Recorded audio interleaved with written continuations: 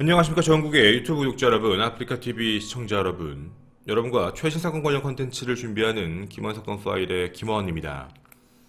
오늘 여러분과 함께 이야기하게 될 이 사건은 조금 내용이 잔혹스러울 수도 있습니다. 과거 저희와 함께 이야기를 들으셨던 분들 중 청원에 올라왔던 피스팅 사건, 그것과 굉장히 유사한 사건이 3주 전에 다시 한번 발생됐습니다. 그리고 이 사건에 대한 부분은 현재 외부 기사에서는 자세하게 다루고 있지는 않고 있는데, 그 이유가 워낙에 추측성에 대한 부분의 보도도 많았고 또한 너무 내용이 잔혹스러웠기 때문입니다. 그래서 이 부분을 조금 여러분에게 순화해서 다시 한번 안내해 드리도록 하겠습니다. 오늘 여러분과 함께 이야기하게 될 장소는 인구 8만 명, 어떻게 보면 소도시입니다. 더불어 실제 거주 인구는 8만 명보다 훨씬 적은 전북 남원입니다. 이곳에는 지금 좀 어떻게 보면 흉흉한 소문 같은 게 하나 돌고 있고요. 그 이야기 중에 와전되고 더 부풀어지면서 잘못된 이야기들도 전해지고 있는 상황입니다. 한 모텔에서 발생한 살인사건인데 어떻게 이 이야기가 나오게 된 건지 그 시작부터 여러분에게 안내해 드리도록 하겠습니다. 때는 2019년 4월 13일 오전 6시 50분, 남원 도통동이라고 불리는 동네의 한 모텔에 신고전화가 한 통 접수됩니다. 제가 지금 모텔에 있는데 한 여성이 숨을 쉬지 않는다. 이 이야기를 듣자마자 당시에 경찰분들과 소방당국이 함께 출동을 했는데 이미 숨을 거둔 중년의 여성을 확인하게 됩니다. 당시 나이 42세, 바로 A씨입니다. 자, 일단 현장을 확인하고 났을 때의 이야기입니다. 모텔, 그리고 한 남성의 신고전화, 같이 있는 여성이 숨을 쉬지 않는다. 겉으로 봤을 땐 큰 외상은 아예 없었습니다. 그런데 조금 특이했던 건 방 안과 그리고 욕조에 뭔가 사망한 여성 것으로 보이는 일종의 혈흔, 즉 피가 보였던 겁니다. 피가 좀 있는 걸 확인하고 이거 과다출혈 쇼크사로 사망했구나 라고 생각을 했던 거죠. 근데 좀 이상한 점이 어떤 거냐면 과다출혈 쇼크사를 모텔에서 했다라고 하죠. 갑자기 사람이 숨을 쉬지 않는다. 이 남자 조금 이상합니다. 누군가가 피를 흘리고 피가 멈춰주지 않고 되게 다량의 혈액이 나온다라고 생각이 들면 바로 경찰이나 아니면 119에 신고를 해서 처리를 했었어야 되는데 그런 행동을 전혀 하지 않았다라는 이야기인 거죠. 우리가 느끼는 이 부분에 대해서도 당연히 현장에 출동했던 경찰분들도 의심을 했던 겁니다. 이 남자 뭔가 이상하다.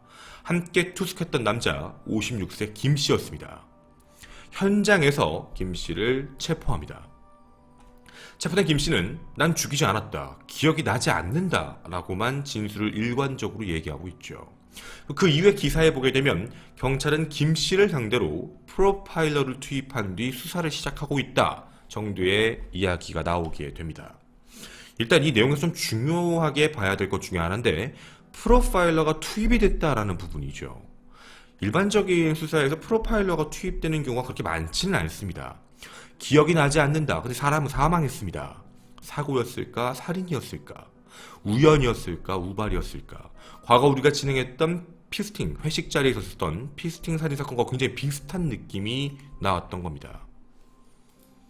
자, 이제 이들 사이에 대한 이야기를 하나씩 수정하면서 가도록 하겠습니다. 첫 번째, 당시 이 여성분, 42세 A씨 여성분과 그리고 김씨 56세 남성은 부부 사이가 아닙니다. 이들은 수년 전부터 알고 있던 사이. 근데 외부에 불륜관계라는 이야기의 기사가 나왔는데 불륜관계가 아니었습니다. 이들이 만났던 이유가 단 둘이 만났던 게 아니라 수년 전부터 헬스장에서 만나서 헬스 동호회로 서로 알고 지낸 사이입니다. 4월 12일 저녁 6시쯤 헬스 동호회 사람들끼리 모여서 술을 마시고 있었던 겁니다. 그러다가 이들 사람들이 하나 둘씩 가기 시작하고 마지막에 남은 게 이 둘이었습니다. CCTV에 대한 흔적을 확인해보면 4월 10일 밤 10시 이 두 사람은 한 편의점에서 맥주 3캔 정도를 서로 나누어 마시는 정도로 확인이 됩니다. 그리고 그 이후에 술을 사서 어디론가로 함께 이동을 합니다. 자, 이제 여러분에게 한번 여쭤보겠습니다. 불륜관계고 뭔가 이상한 사이였다라고 하면 뭐 편의점에서 맥주 3캔을 나눠 마신 뒤 조금의 술을 사고 어디로 가야 할까요? 만약 불륜관계였다라고 얘기한다면 우리가 당연히 지금 사건이 발생한 장소인 모텔을 먼저 떠올리실 겁니다. 그런데 이들이 함께 간 장소는 바로 피의자 김 씨의 사무실 300m 정도 떨어진 공간입니다. 멀지 않았던 공간이죠. 바로 이곳입니다. 이곳으로 함께 이동을 한 뒤 다시 CCTV에 포착된 건 8시간이 지나서입니다. 8시간 후 이 1층 사무실에서 김 씨가 나오는데 바로 그게 13일 새벽 6시입니다. 그냥 나오는 게 아니라 한 여성을 들쳐 업고 나오는 모습이 나오죠. 그리고 주차되어 있는 자신의 앞에 있는 차로 데리고 가고 그 차 안에 여성을 넣어 놓습니다. 그 이후 5분 거리에 도통동 모텔로 데려가는 게 확인이 됐죠. 자, 여기가 바로 그 중간 사이의 이야기입니다. 그럼 이제 얼추 중간의 상황에 대해서 판단이 됐을 거라고 생각이 드는데 좀 이상한 점이 있습니다. 8시간 정도 술을 나눠 마신 남녀입니다. 근데 그런 것 치고 여기 있는 여성, 피해자 A씨는 너무나도 이상할 정도로 기력이 없고 몸에 모든 힘이 빠진 상태였다는 거죠.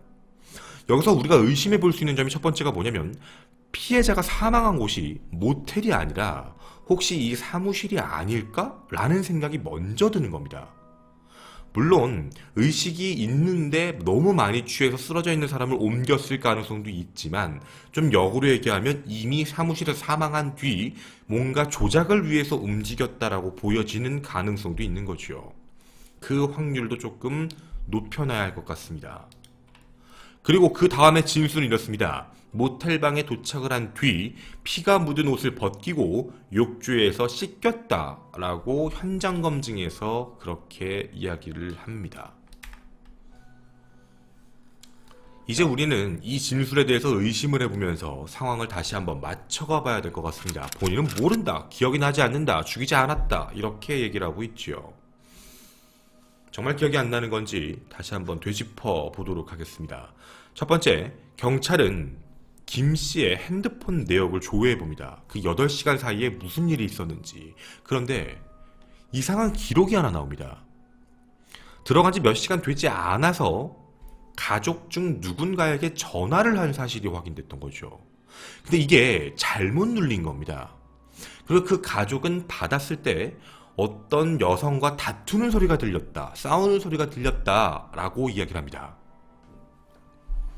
그리고 이렇게 얘기합니다. 피해 여성이 헤어질 것을 요구를 했고 거기서 다툼이 생겨서 그리고 살해를 했다. 아니면 뭐 그것 때문에 뭔가 좀 싸움이 있었다 라는 진술을 했던 거죠. 여러분은 이 진술을 믿으십니까?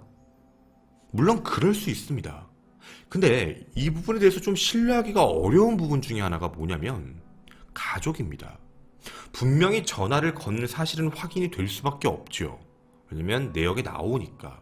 근데 정말 전화를 실수로 잘못 눌렀고 그걸 받았던 게 가족이고, 근데 가족의 입장에서 생각을 해봤을 때 멀쩡한 사람이 왜 갑자기 어떤 여자랑 왜 싸우지? 아, 이들이 뭔가 내연관계였네? 라는 걸 그렇게 알고 얘기를 했다라는 부분, 조금 아이러니컬한 부분입니다. 그리고 이들이 내연관계라는 증거가 전혀 없습니다. 가족의 입장에서는 이 부분이 치정과 관련된 부분이다 라고 얘기해서 정당방위처럼 뭔가 서로 그런 만남이 있는 사이에서 뭔가 우발적으로 그랬다는 걸 얘기할 수도 있지 않을까 라는 부분도 있는 거죠. 그러니까 이 부분은 물론 더 수사가 들어가야 되는 부분입니다. 무조건 이야기를 할 수 없는 상황이죠. 왜 이렇게밖에 믿어지지 않냐면 맥주 3캔을 먹은 뒤 술을 몇 잔을 더 사서 뭐 모텔을 간 게 아니라 사무실로 갔다는 것도 이들의 관계에 대해서 조금 애매모호할 수도 있다는 겁니다. 이제 부검 결과에 대한 이야기를 해봐야겠습니다. 국가수가 중간 부검 결과서에서 얘기를 했는데 혈흔이 나온 이유가 있었습니다. 국부 쪽의 신체 일부가 심각하게 훼손되어 있다라는 게 국가수의 결과 발표입니다. 이 부분에 대한 건 조금 중요한 얘기인데요. 무언가 어떻게 보면 좀 변태적 성행위를 했다라고 보여지는 부분입니다. 근데 이게 일반적인 손, 이런 걸로 한 건 아니다, 도구다라는 부분입니다. 당연히 경찰분들은 조사가 들어가죠. 근데 모텔에는 그런 도구가 없었습니다. 확인된 곳은 바로 이 사무실입니다. 이 사무실에서 안마로 때리게 되는 대나무 통 크기, 길이 1m 20cm, 그리고 직경이 5.5cm가 되는 안마용 대나무 통이 혈액이 묻은 채 발견이 됩니다. 더불어 그 사무실 내에서도요, 혈액들이 확인이 됐던 거죠. 즉, 이 말도 안 되는 행동이 모텔에서 발생한 게 아니라 이 사무실에서 발생을 이미 했던 겁니다. 그리고 또 다른 증거가 확인됩니다. 바로 혈액을 닦은 흔적입니다. 일반적 혈액이 그냥 있으면 그냥 있는 건데 그냥 이렇게 쓱 스쳤을 때 나는 그런 향거 있죠. 그걸 또 왜 알 수 있냐면 사무실 바닥 타일 사이에 있는 걸 닦지 못했습니다. 사이에는 혈액이 있는데 그 위만 쓸렸다라고 하면 분명히 닦았다는 거죠. 혈액이 있네, 그걸 닦아야겠다라는 게 바로 피의자 김 씨의 머릿속 생각이었던 겁니다. 그리고 그뿐만이 아닙니다. 핸드폰을 조사하다가 깜짝 놀랄 만한 게 확인이 됩니다. 사진과 동영상이 있었습니다. 근데 그 사진과 동영상이 외부엔 제대로 나와 있지 않았는데 사진과 동영상은 관계를 맺을 때에 대한 부분이 아니라 이미 뭔가 피해를 다 입고 쓰러져 있는 사람, 피를 흘리고 있는 사람을 사진으로, 영상으로 찍어 놓은 부분이었습니다. 그리고 그걸 가지고 있었다라는 거죠. 이 모든 증거를 가지고 분명 범인입니다. 피의자 김 씨가 맞는 거죠. 그런데 계속적으로 자기는 죽이지 않았다, 술에 취해서 기억이 나지 않는다 라고 이야기를 합니다. 자, 그럼 이제 저희가 이렇게 얘기하겠습니다. 이 말 맞을까요? 첫 번째, 정말 기억이 나지 않는다. 사실 거짓말 같습니다. 기억을 하고 있었고 그리고 분명 변태적 성행위를 하려고 했다는 것도 확인은 됩니다. 언제 사망했을까요?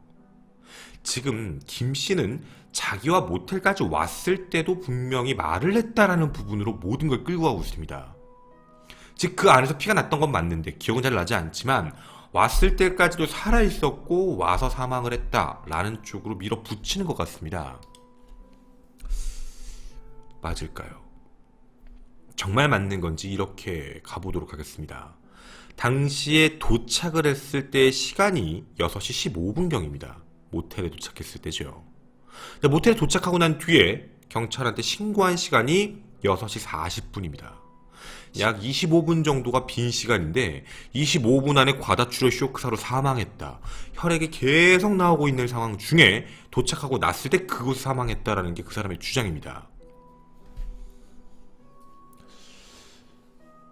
만약에 그게 맞다면 현장에 도착했을 때도 엄청나게 많은 피가 있었어야 되는 것과 의식이 있었다라는 일종의 시그널도 있어야 합니다. 근데 그 안에 들어가서 이 김 씨가 한 행동은 옷을 벗기고 욕조에 넣어서 피를 닦았다가 진술이죠. 정말 사실일까요? 여기서 가장 중요한, 부검 결과가 다 나오진 않았지만 가장 중요한 부분 중에 하나는 언제 사망했는가, 사망한 걸 언제쯤 알 수 있었는가가 중요합니다. 그러면 분명 이 범인은 은닉하기 위해 모텔로 이동을 시켜서 갑자기 피를 흘리고 사망했다라는 쪽으로 알리바이를 맞추려고 했다라고 밖에 의심이 들지 않습니다. 여러분이 느끼실 때 이 사람은 정말 아무것도 모른 채 했던 행동인 걸까요? 아니면 진짜 의도적으로 일부러 이렇게 한 걸까요? 이 사건에 대한 이야기는 아직 수사 중입니다. 그리고 그 뒤에 이야기가 나오게 되면 여러분에게도 전달을 다시 해드리도록 하겠습니다. 남원 모텔 살인사건, 저는 김원 사건 파일의 김원이었습니다. 감사합니다.